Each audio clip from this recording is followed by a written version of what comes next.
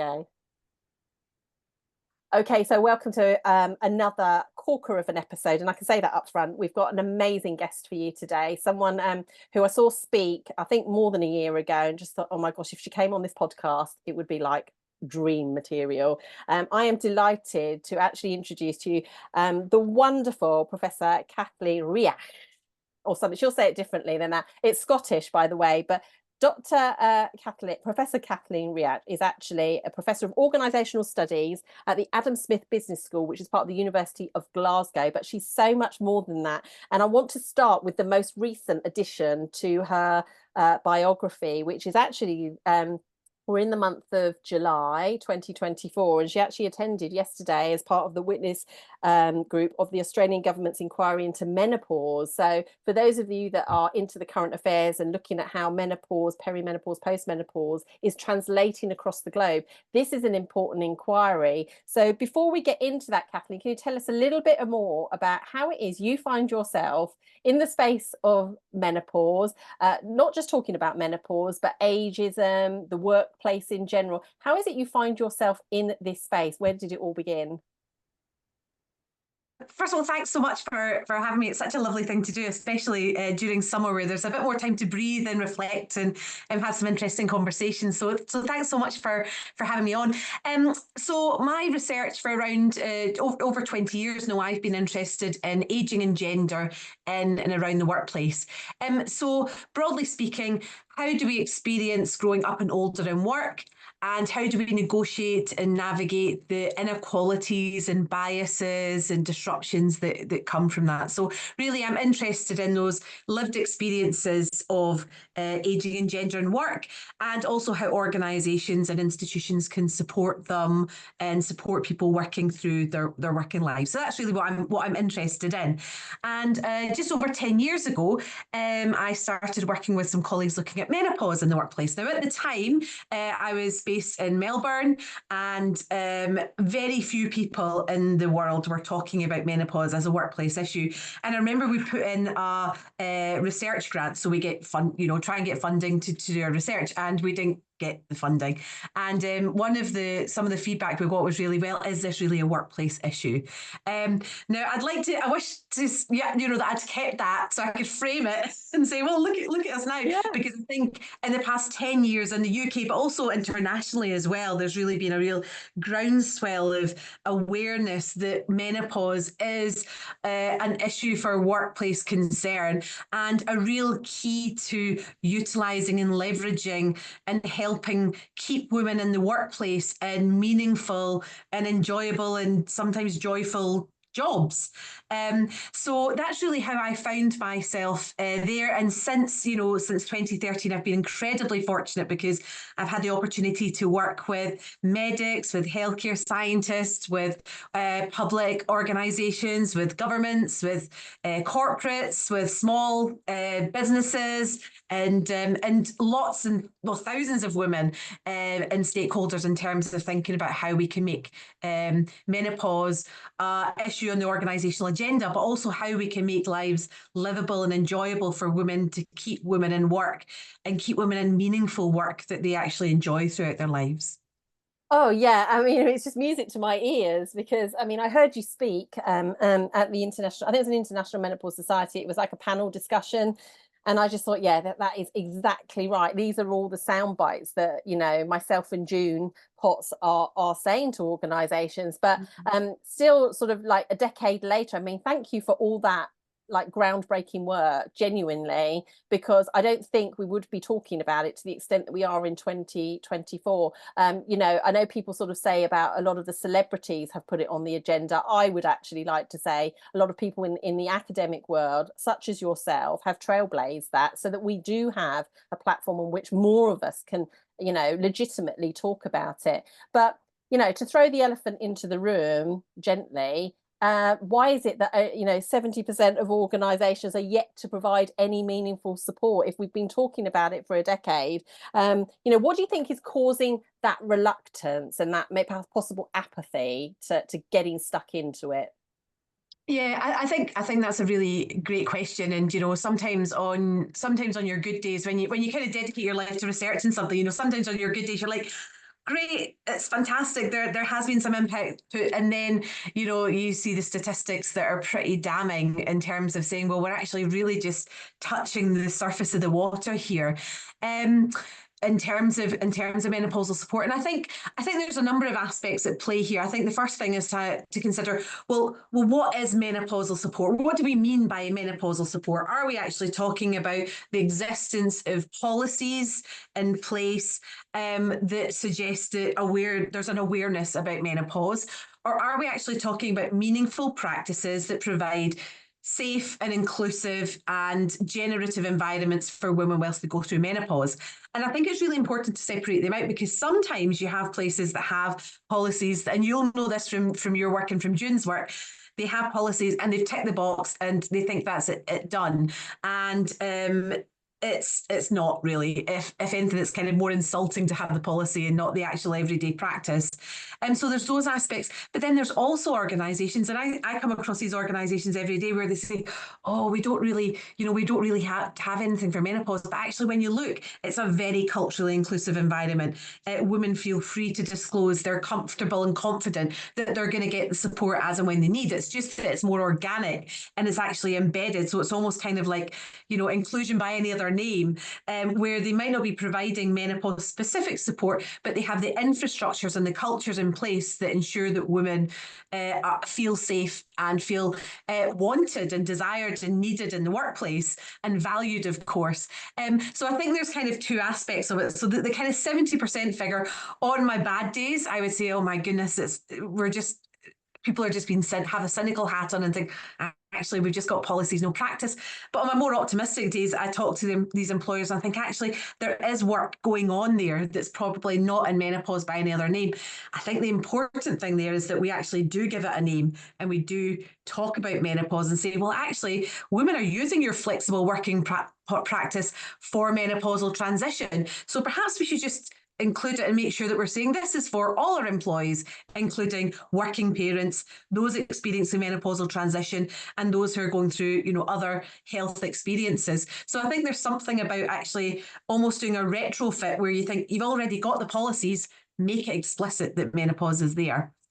I think the other aspect that I think is really, really interesting, and this is probably with my researcher hat on, is that we now have almost a general idea as to what good menopausal practice looks like in organisations that talk about it. So there's some really great case studies, really great examples. We know the employers who, you know, have the menopause as part of their kind of organisational culture and practice, but we don't actually know much about the employers who are more ambivalent about it.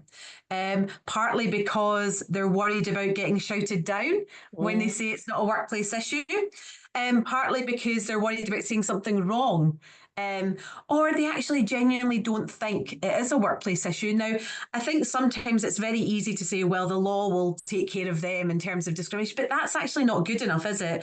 It's not good enough. What we need to really do is think about what are the genuine challenges they're thinking about, because, you know, we can't just put them in the bad employer box and say, oh, well, they're bad, you know, they're beyond redemption. We've actually got to genuinely understand there may be real business concerns that they have that we need to collaborate and discuss with them.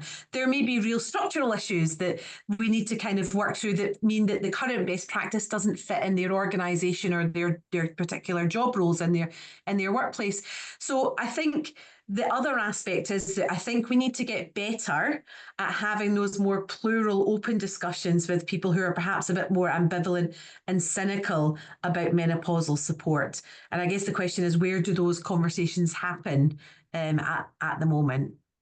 I think that's so powerful. I really do, because a couple of things that you mentioned there that sort of really got my attention were that you know, people almost come in with a fixed mindset about it and say it's not a workplace issue. Yet when you extrapolate that out and say, okay, you know, when we make it more personal, how many people have women in their lives? You know, people say, oh, well, yeah, okay, I do. Okay, so that's 100% of people in the room.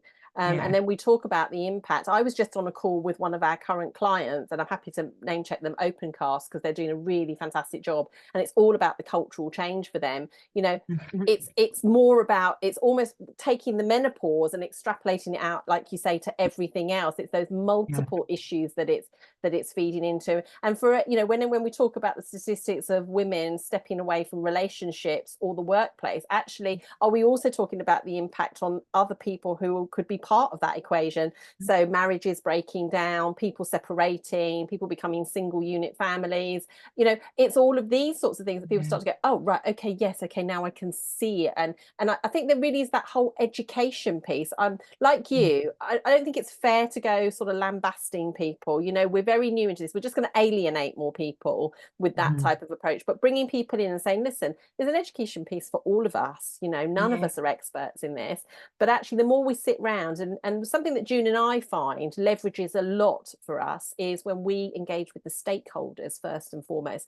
It can be tricky to get people in the room, but when it's framed around keeping businesses profitable and productive and filling, the skills gaps that are ever going wider and wider, then people come with a different sort of level of engagement. They're like, okay, so you're telling me this topic of menopause has something to do with how productive and profitable we're going to be.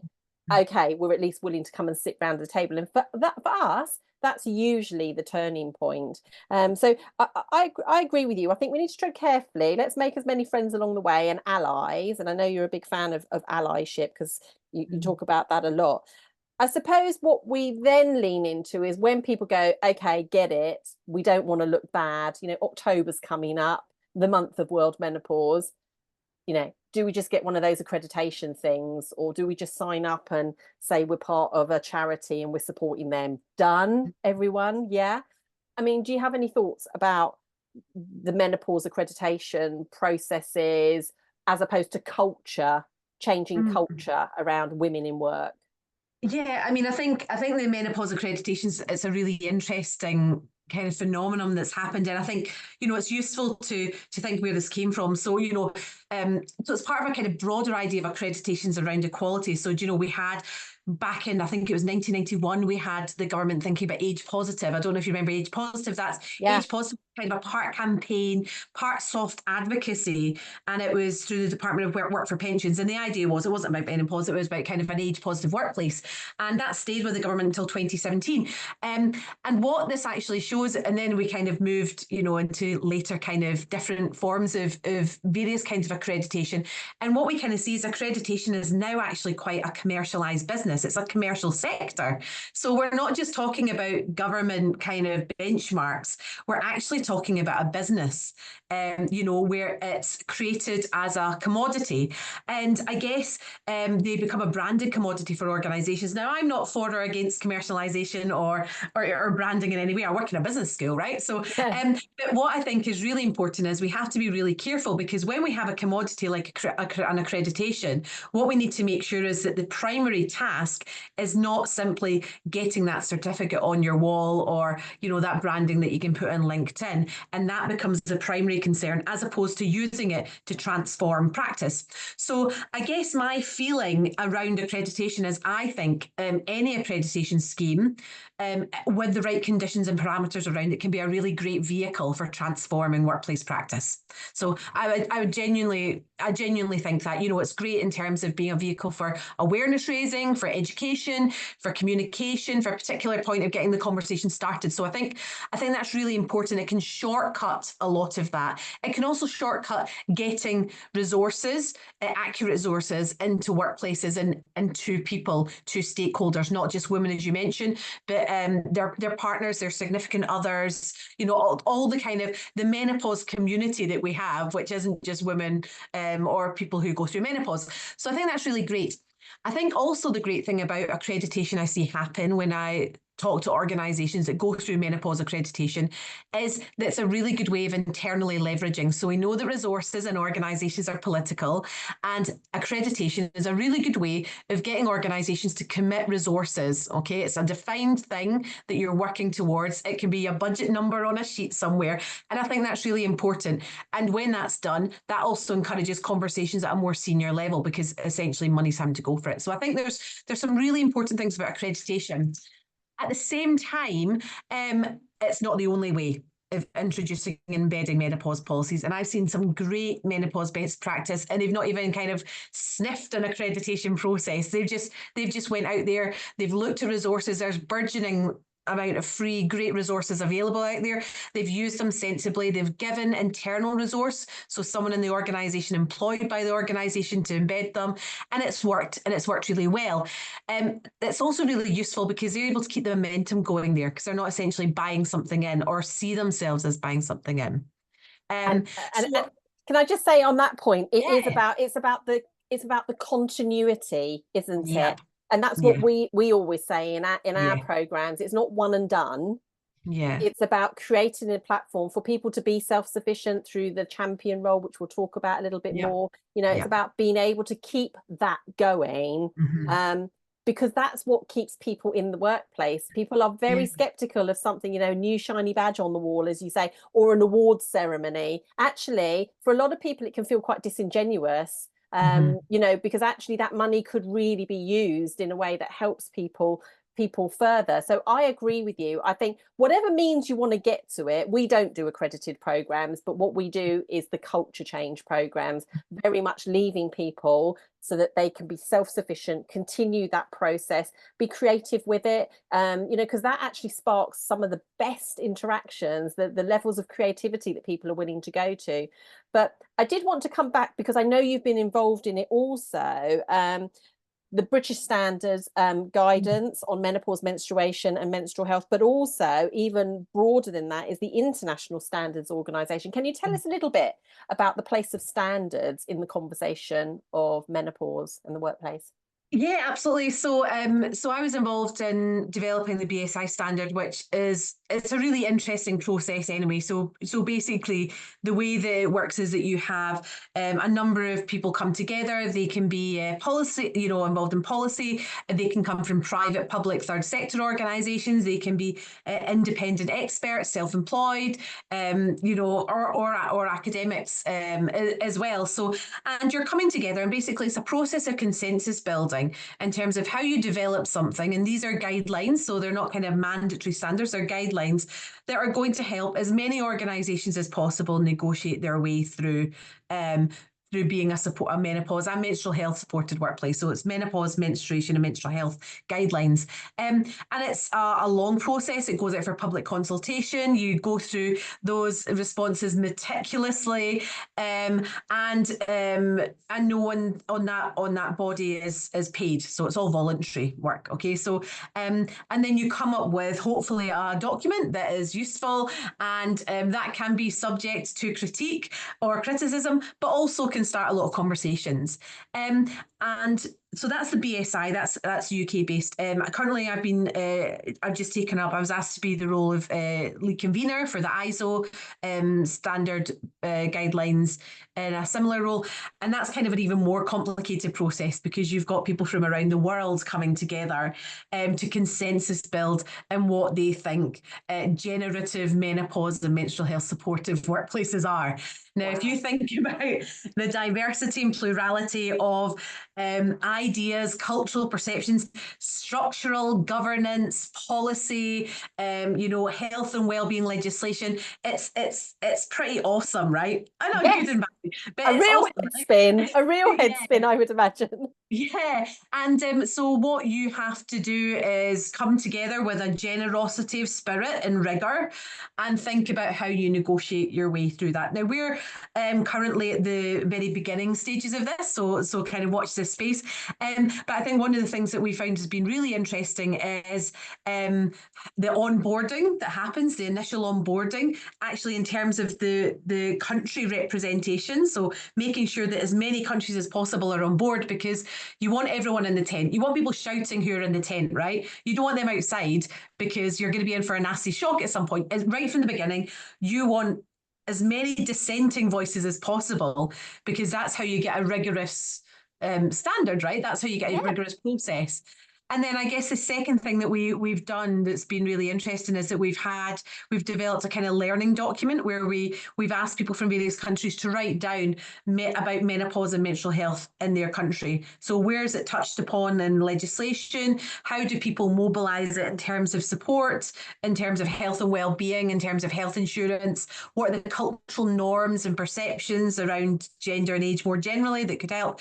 And that's been a really interesting aspect, because, I mean, obviously I'm an academic, so I'm a bit of a geek for learning. So it's really interesting from those regard, but also it's interesting how people engage with them from other countries, because when you start talking, it's very easy to kind of buttress against each other, say, oh, well, this is the way and this isn't the way. I mean, I think one of the biggest aspects is around kind of self-identification and gender, right? That's a huge aspect. So do we talk about women? Do we talk about people who menstruate? Do we talk about women and people who menstruate? I usually talk about employees, because it sidesteps all that's great. That's helpful, isn't it? So so all these things are really interesting. But I guess, as I said, the ambition is to come up with something that it's not about being perfect. It's about a guideline that will help people negotiate their way through becoming supportive in terms of menopause, menstruation, and menstrual health in the workplace. So. Oh, there's so much I love there about what you said. I've literally scribbled. If you see me looking down, I'm scribbling hurriedly. I'm going to take, because I think what you just said there would be totally relevant to workplaces here in the UK, a spirit of generosity and rigor. Whatever we're going to do in menopause, it needs to have that in it, doesn't it? That we're not excluding anyone. We're inclusive in our approach. We're willing to listen. One of our clients has just said, do you think we should just do a pulse survey to see what people even think? I'm like, yes, that's amazing, because that's what we advocate. Let's start with what are people thinking? What are people not thinking about this topic? So I love that. Can you tell me, only because I've got a vested interest, is Sri Lanka represented at all in the ISO? Because I've got some contacts who I know would absolutely love. I mean, there's a menopause society in Sri Lanka, and I suppose it's just if people don't know about these things, but it would be great. And if I can leave that with you, just for the people of Sri Lanka. I'm hoping to speak there. Notice, I'm hoping to speak there in March next year. So it would be great to be able to sort of facilitate that more. But it's so powerful, isn't it? And so we almost take what is like a microcosm that's happening in UK businesses, and something through the ISO standard shows us just how powerful that can be. Because like you say, the rigor that you're going to have to go through. I mean, how long does it take for something like that to come to print then? I mean, we know how long it took the BSI, how long for the ISO? So you're looking at a good few years. You're looking at a couple of years to make sure it goes through the process, in terms of the process of consultation, the process of critique, the public consultation it goes out to, the kind of voting that, you have to get certain countries on board.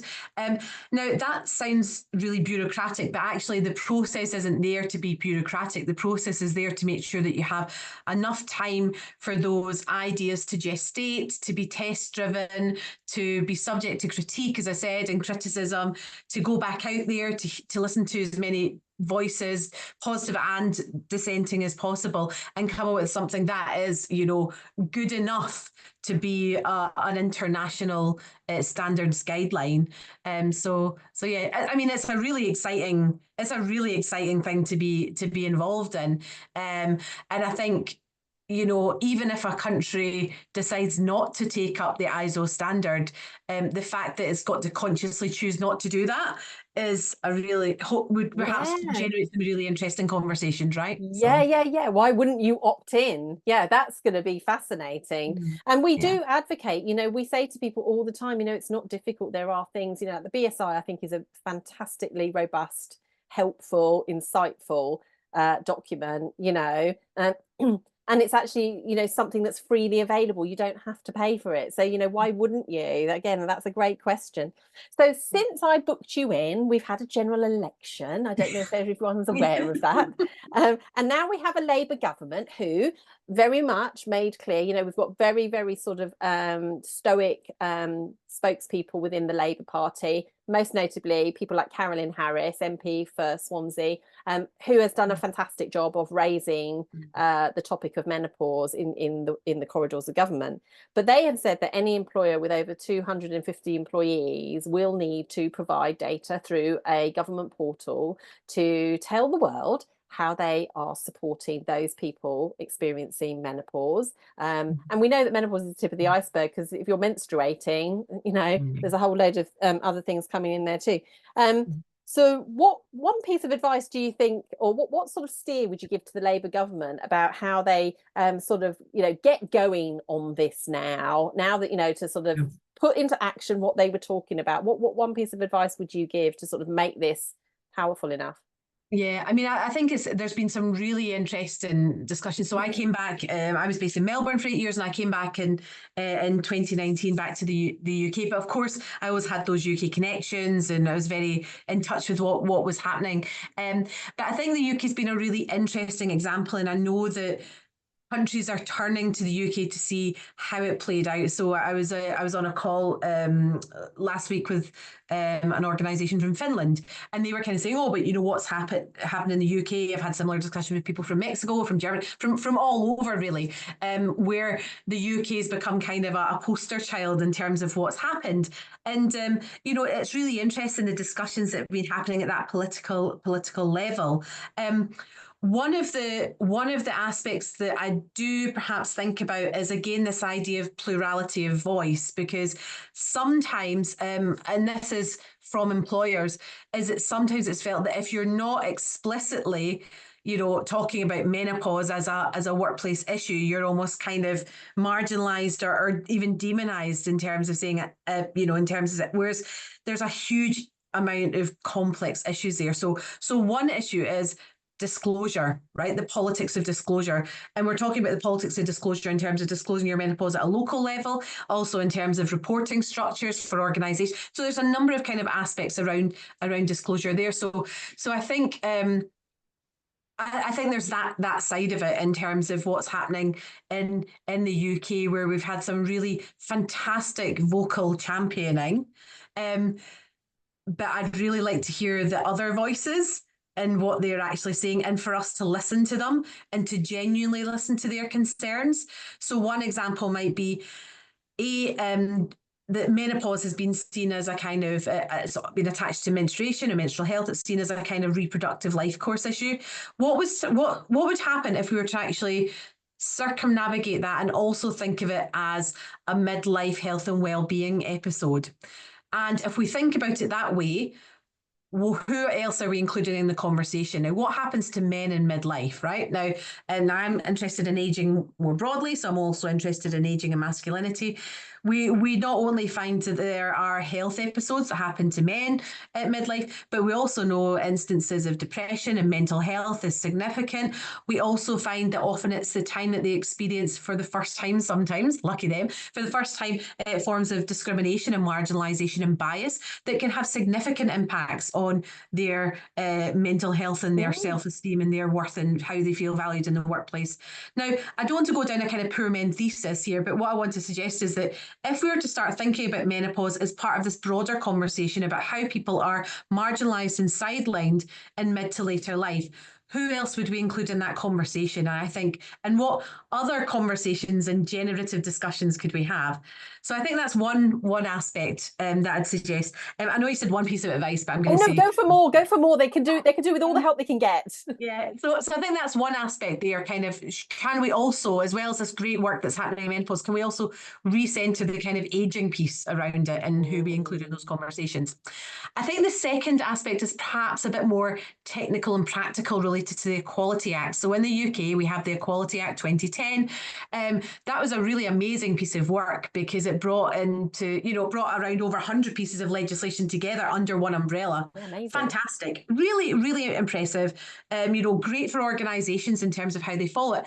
But one of the challenges is that we know it's really powerful, not just in terms of tribunals, but also the way the HR professionals and organisations use it as a kind of point of reference. So it's discussed a lot in human resource professional magazines, for example, case law, not case law, tribunals, which aren't case law, but they look at them to see what's happening, the mood music. But what we also see in the Equality Act is that Section 14 of the current Act is discussed, but it never actually came into force in terms of that combined discrimination or that intersectional discrimination. So at the moment, whilst you can mention that there was, age discrimination and gender discrimination at play, we can't legislatively take into account gendered aged discrimination. Okay. Right. Now, gendered age discrimination is intersectional, which means that the sum of the parts can't be separated. So the experience of being a menopausal woman is not just age discrimination or age bias plus gender bias put together. It's a separate phenomenon in itself. It's more than the sum of the parts. And at the moment, legislatively, it's very hard to claim intersectional discrimination through the Equality Act. So my advice to government would be to look at that Section 14 and think about how we can actually put it in force, because I think more than making menopause a protected characteristic, that would really give a vehicle for tribunals to consider menopause on its own terms, as well as lots of other intersectional experiences as well.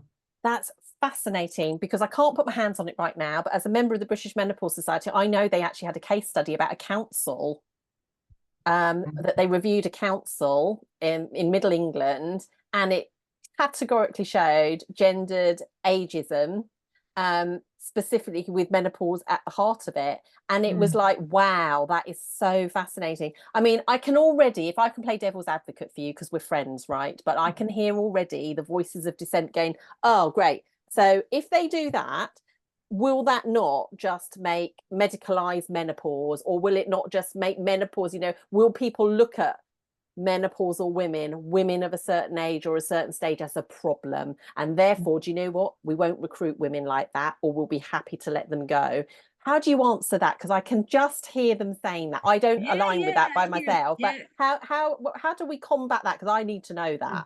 Yeah, I mean, I think I don't think being more sensible about Section 14 of the Equality Act is going to make those voices even louder than they are already, to be honest. I think what it'll do is actually provide something that supports what's happening in tribunals anyway, and it just helps people strengthen evidence. But yeah, those voices, the voices about, women never being the right age because they're either too fertile, they're either full of care responsibilities, and then, they're either invisible or hyper visible and problematic is that kind of stereotypical cranky woman. That real kind of never the right age will plagues discrimination and bias, doesn't it, around gendered ageism and women.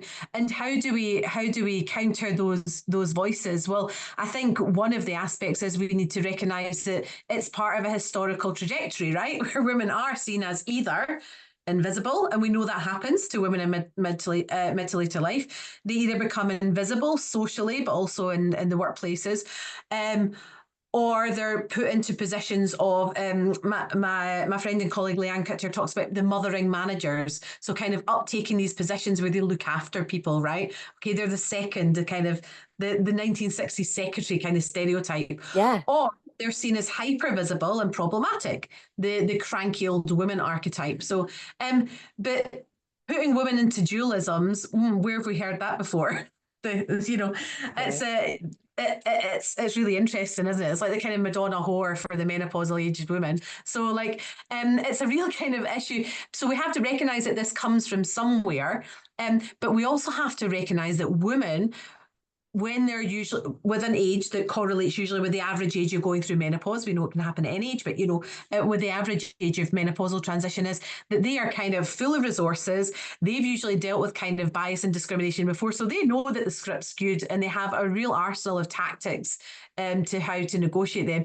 But also they're resilient, they're powerful, they're excellent workers, in terms of like a real kind of transactional perspective. So, more fool you if you're going to let a kind of staid historical archetype get in the way of you recruiting your talent. So and that's so right, because the biases are incredible. I experienced a bias in Lisbon, which I'll tell you about very briefly. And some people will be going, "What are you moaning about?" I'm moaning about. So I needed to get some Utrogestan, and I thought, I'm just going to try and see if I can get some in Lisbon, and I did, but not before. I cannot tell you. The lady looked at me, and she just looked at me, and she went, "Too young, too young." And she was like, "Doing that, too young." And I went, so I literally got my NHS app, which showed my date of birth. And she went, "Oh, right." And then put me through the grilling of what else I was taking. And then she finally gave it to me. And so what I'm saying is these biases are, they're damaging for people. They're inhibitory for people. Not all, but most are. And we need to move beyond that, because you certainly wouldn't get that if we were talking about men. I'm pretty sure we wouldn't be getting that whole, which I loved, the mothering managers to the hypervisible cranky women. I mean, it's not great, is it? None of it's terribly complimentary or accurate, more importantly. So that's powerful. So I suppose, because you're such a, you've got so much knowledge. June's question, June is littered throughout these questions. Hopefully you can see that. You met June at the International Menopause Society in Florence. We're both going to be hoping to volunteer next year, so watch out. We're hoping to do that together. But you've written, apparently, she said several academic papers with Professor Gavin Jack, and she wanted to ask, what research have you undertaken that has provided the most insight as to the impact of menopause at work? So of all the things you've done or been involved with or heard, what has impacted you most or sort of guided you most from what you found out? I mean, that's like asking, someone who their favorite child is. So, it's like, I like this one for this. And like, Yeah. I think probably the research, as I said, I've been really fortunate to be involved in a lot of different research projects. I'm currently involved with research looking at mental health and menopausal women, which is really fantastic. I've worked with a lot of medics looking at the kind of the interface between medical institutions and menopause. It's been really interesting. But I think probably the one that I've really, really enjoyed was some recent work that I completed, and we've worked in collaboration with the Scottish Government. Yes. And we interviewed over 5,000. We did a survey with over 5,000 women and employees across NHS Scotland, looking at menopause, menstrual health, and menstruation. So around 2.5 of those were menopausal and answered the questions on menopause. So it's one of the largest kind of validated surveys looking at menopause at work that currently exists. Now that was one of my favourite projects, partly because we were really fortunate. The Scottish Government said fantastic, and they actually used it to embed a nationwide NHS employee policy on menopause and menstrual health. So we could actually see, rigorous, validated research directly informing national policy, which is exactly what you want, right? Yeah. So that was fantastic. And it was lovely, really lovely team to work with in the Scottish Government as well. But also I think what I really enjoyed about that was the kind of the nuance that we were able to see. So we saw, we were interested in all jobs across the NHS, which of course are not just nurses and doctors. Every single kind of job is, pretty much represented in the NHS. We also looked at all job grades. So, people who are right from band 1, which is around those on 23,000, right up to, the top layer. So band 1 to 4 are usually £23,000 to £30,000. So kind of low, what we call low paid work, really. We were really interested in their experiences.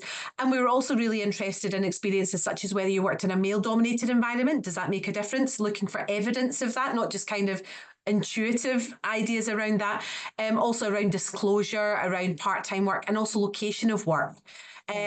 So to give you kind of some headlines, and the report's completely free. You can with the report for kind of bedtime reading out there. But one of some of the really kind of interesting headlines from them were around, for example, talking to your line manager. So overall, around 55% felt comfortable talking to the line manager about menopause. But if you were in those low pay bands, so earning, £30,000 or less, only 30% felt comfortable talking about menopause. Interesting. So we're starting to see that kind of delineation in terms of if you're more financially precarious, it may be that you're less hesitant to talk about it. And having evidence of that is really powerful. Similarly, if you work in a male-dominated environment, only 44% had heard menopause being discussed compared to 66% overall. And in terms of disclosure, we know that there was overall only 21% knew about someone who'd taken sick leave and not declared it due to menopause. But when we went to the lower bands, around 30% knew of someone who had taken sick leave and not disclosed it's about menopause. So the idea is that, if you're in those lower paid jobs, you're less likely to disclose that you have to take sick leave because of menopause. So one of the overall, I think it was my favourite piece of research because it really kind of started to drill down into, part-time work around lower paid jobs, around different kind of makeups of environment. We had some really interesting things about if you work out in the community, what are the challenges? If you're rural, what are the challenges? So the kind of geospatial, as we talk, the kind of geospatial politics of menopause and why that's important. So I think that's probably my favourite research. And we had a really nice acronym of MAPLE for kind of what makes a good menopause supportive environment as well. And I love an acronym. So I think that's MAPLE really is perfect, isn't it? And your research it very much informs the work June and I do, and an extension of that, which came out of that, because obviously some of the roles are autonomous in the NHS, some are non-autonomous. And I would just like to also name check someone who I do think has done a great job in the time that she has been working with the Department of Work and Pensions, was Helen Tomlinson, who was the global community, the first UK national menopause champion appointed by the government, an unpaid position, which she did a sterling job. June and I are very fortunate to be part of the round tables that she did, but we always spoke about these, and she did particularly about the complexities of an autonomous versus a non-autonomous role. If you're not checking in with your manager every 5 minutes, you can put your screen off. You can, if you're not having a great day, if you're having heavy menstrual bleeding, you can navigate that much better than someone who maybe can't. And also what your research allowed us to see was like complex environments. June and I pride ourselves on going into very complex environments. We work with a pharmaceutical company, 27 countries, 112 different job roles. How do you write guidance? You can't possibly write one single document. So your research has shown us that actually what you said before, that rigor that you need to have, that generosity, we have to consider all corners of a workplace. And as June brilliantly says, she says it's not just about workplaces, it's workspaces. And I think your research is helping us understand that organisations are complex, even ones that on the face of it look quite simple. If you, like you say, you've got people out in the community, rural, people existing in organisations where there aren't many breaks, where the culture isn't supportive of them. These things all have to be taken into account. So keep doing the research. We love it. We sort of wait for your next research to drop in. So I know there's plenty more to come. So I guess as we sort of bring things to a close, because we could talk to you forever, is actually, when you think about the next 5 years, I mean, you've given us 10 years of your best research, and your interest and your focus, not just here in the UK, but obviously Monash University in Australia. What would you hope for? If we were to put something in our timeline for 5 years from now, where do you hope we would be with regards to menopause in the workplace, ageism in the workplace? What are your thoughts? Yeah, I mean, I think so my kind of hopes, I guess, is to kind of keep the conversation going. I think, in the kind of research space, I think it's really fantastic, because what we see in UK universities, but also international universities, is there's some really fantastic research coming up. So that's either new researchers who are kind of developing research, they're doing their PhDs on menopause, on menstrual health and menstruation, or researchers moving into the area of menopause. And that's fantastic to have that kind of global body of researchers doing really high quality research on the experience of menopause at work. So that's fantastic to see, and I hope that kind of that continues. I think the other. So that's one aspect, and I guess that's in my own kind of home community in some ways. I guess the other aspect is I'd like to see kind of more the kind of democratizing menopausal support at work that we're starting to see in pockets.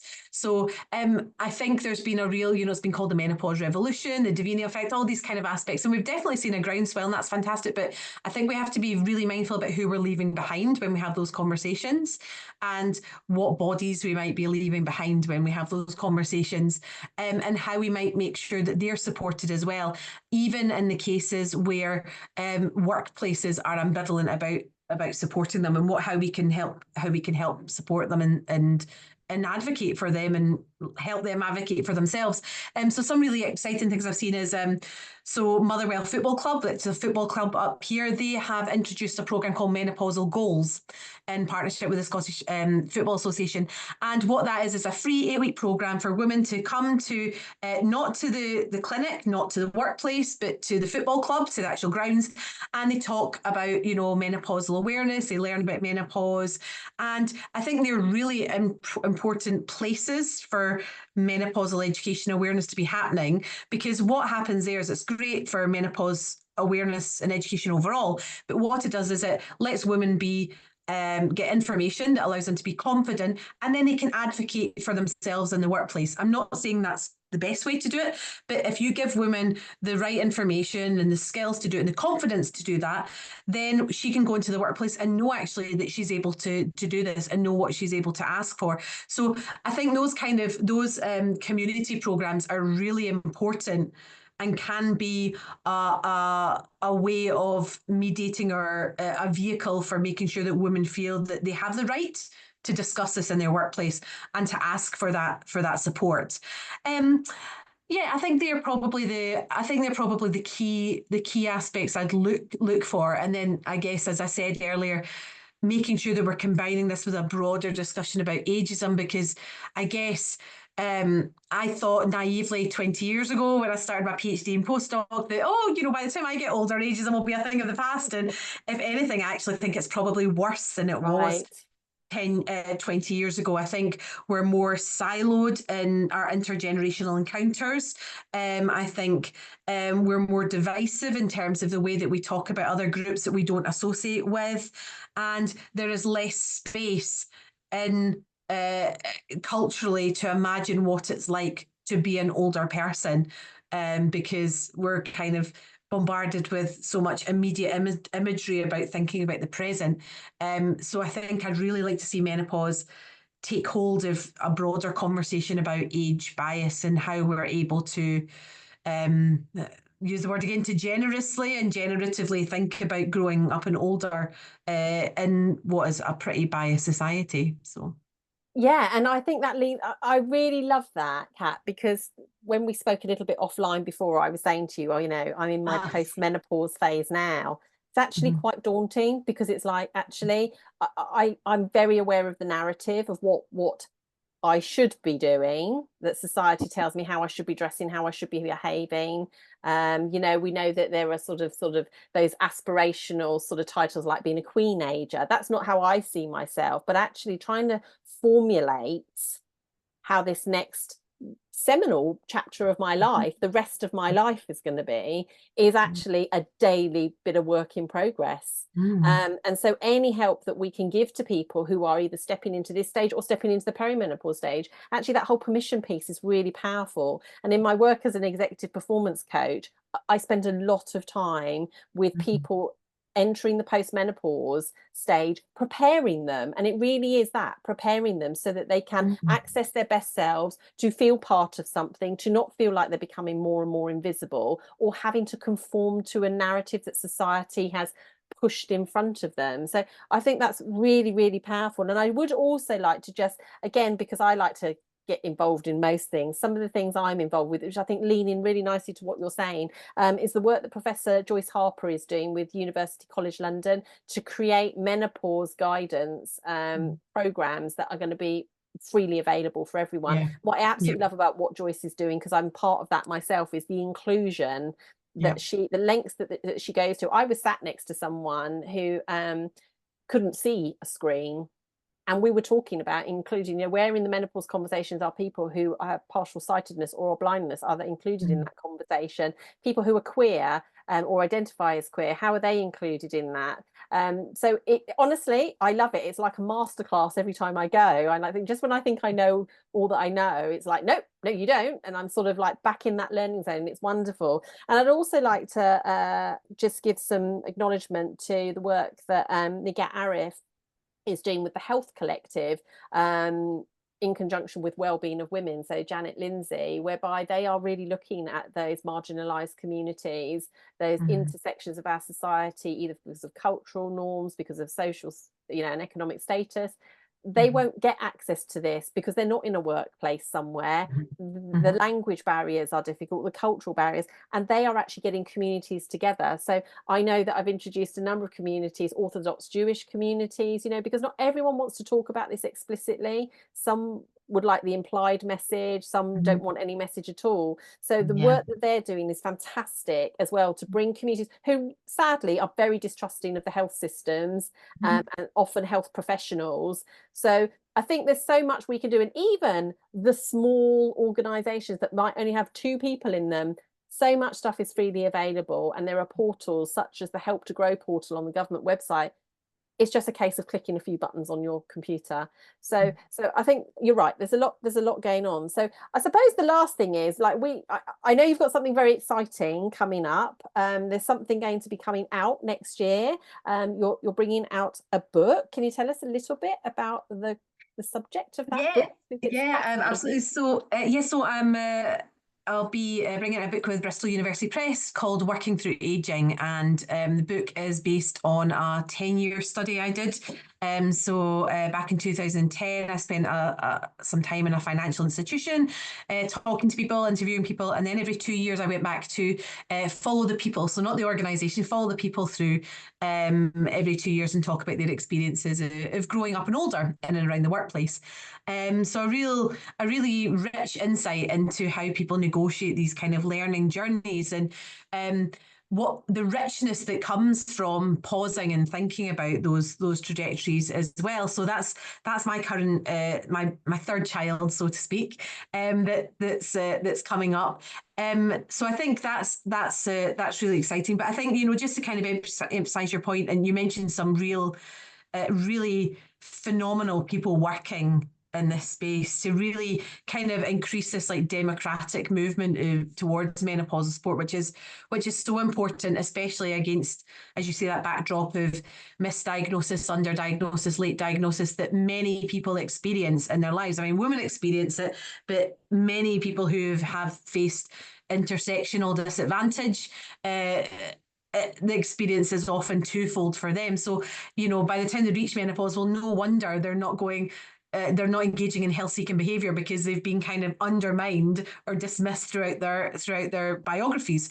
So I think this work that is being undertaken is absolutely phenomenal. So, and to make it freely available is really, really fantastic as well. And that's what I think, and that's why I'm so thrilled and privileged. I genuinely feel privileged, because I mean, I don't really talk enough about my story, and I think that's a learning point for myself. But I became perimenopausal at 36, 2 years after I had my daughter, and I didn't get I was really gaslighted by the medical professional, and had to go privately, financially disadvantaged myself, left the workplace.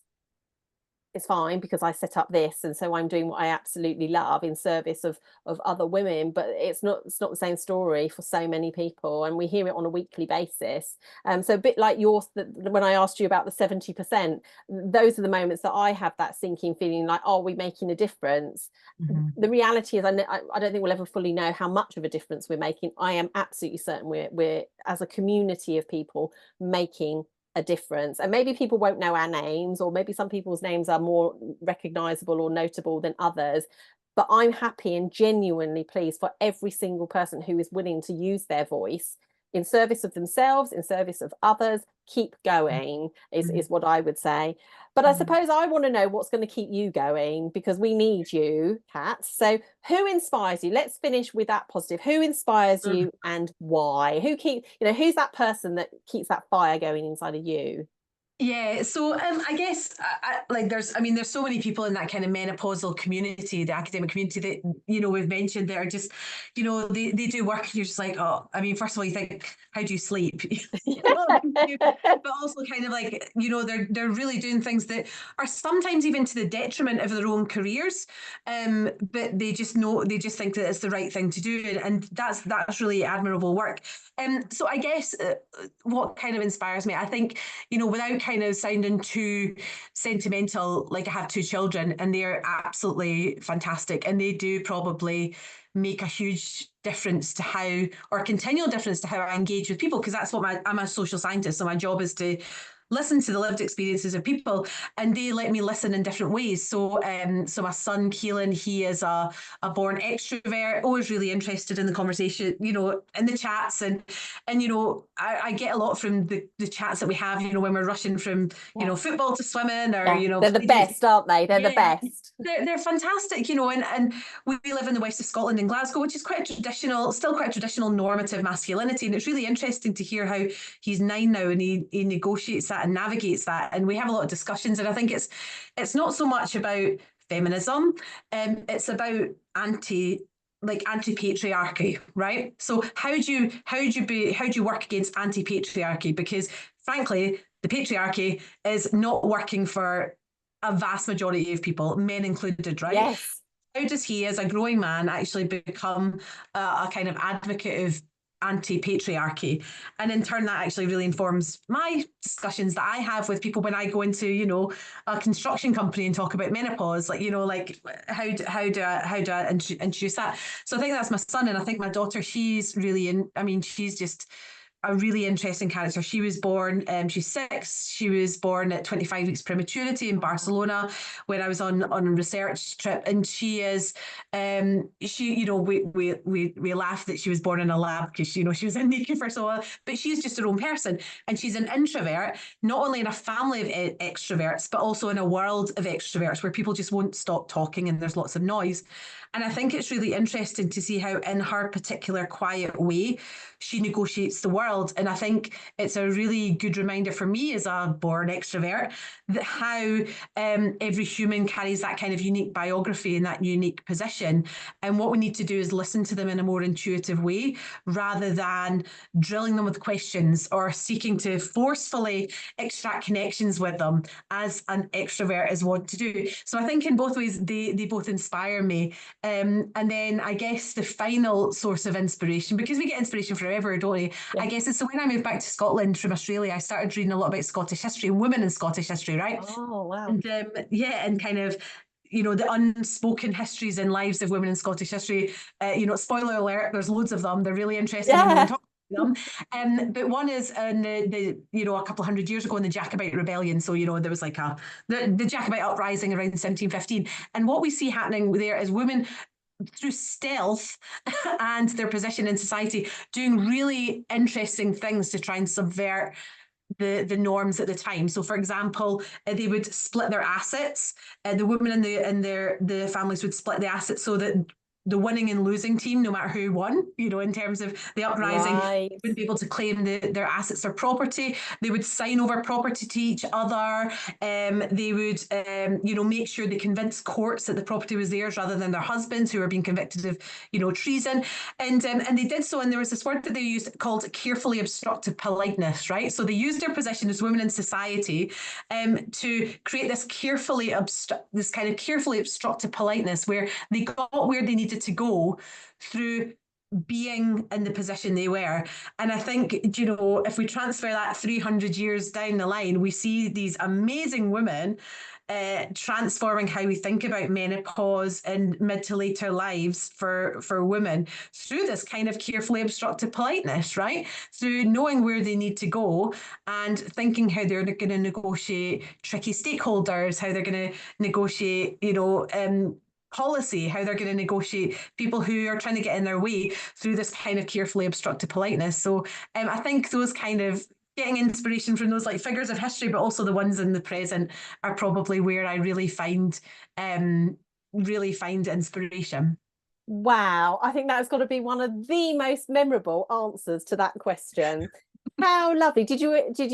I mean, have you thought about that before? It makes me feel quite emotional actually, because that's almost like a mandate for, we sort of forget where we've come from, don't we, as women. It has made me really emotional. You touched me there.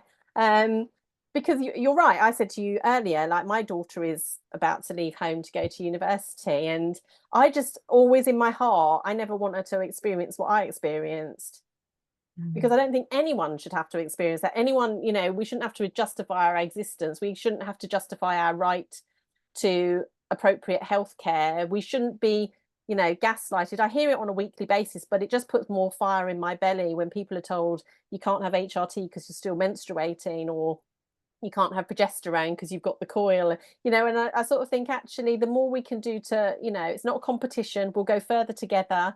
And I loved what you said about the quietness, because actually I often say to people, if people aren't saying anything, it doesn't mean they're not interested. If people aren't turning up to sessions, it doesn't mean they're not benefiting. Not everyone is going to want to come to these things for their own reasons. And I don't think we need to push people on that. I think we just need to be more creative around how we can engage. And I love everything you said there. What a balanced environment you have, so you're constantly catering for the differences and that richness that we'll see in society. So my goodness, thank you so much, Kat. I can't tell you, it's so brilliant. And we've said that we'll do a part 2, because the lovely June Potts was meant to be on the call today, but we're going to come back and we're going to talk about your book, because I think that's fascinating. And I love the idea of following people through time, because coming back to that 300-year history that you talked about, it'll be wonderful to see what has changed, not changed, or transpired for people. But tell us how people, we're going to put all your details in the show notes, but how can people learn more about you? Because I know they'll absolutely blimmin' want to. What's the best way of people connecting with you? Yeah, so my details are available on the University of Glasgow Adam Smith Business School site, and also have a LinkedIn profile as well.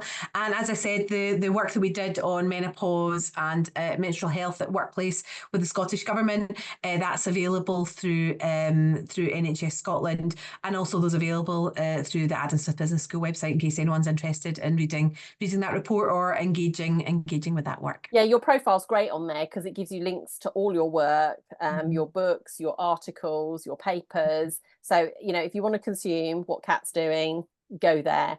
But for now, thank you so much for your time. You're such a busy person, and I'm so grateful that you made time for us today. And we look forward to more conversations. And yeah, the work you're doing is phenomenal. Please keep going. Thank you so much for now, Kathleen Riach. Thank you.